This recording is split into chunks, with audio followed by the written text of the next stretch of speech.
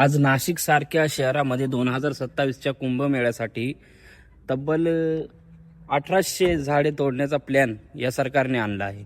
आता मला सांगा, इथे पुढे वृक्ष आहेत पहा तुम्ही, आता हे तोडली जाणार. त्यानंतर असंही सांगितलंय की 10 वर्षाखालील जे छोटे वृक्ष आहेत ते तोडले जाणार आणि त्यानंतर त्यापेक्षा डबल म्हणजे 20% जास्त झाडे लावण्याची त्यांनी अंमलबजावणी केली. पण या अगोदर समृद्धी महामार्गाला देखील त्यांनी असंच काहीतरी केलं होतं. काय केलं होतं माहिती आहे का? नंबर 1, 8 लाख वृक्षतोड आणि 11 लाख लागवड. 11 लाख वृक्ष लावणार होते, पण त्याच्यापैकी मला माझ्या रिसर्चमध्ये एकही रिपोर्ट सापडला नाही आजपर्यंत की इतके झाडे त्यांनी लावली आहेत. मग आम्ही हे कशावरून समजायचं की जे नाशिकमध्ये जे प्लांट्स आहेत, जे झाडे आहेत जुने, ते जर कापले तर हे पुन्हा रिप्लांट करतील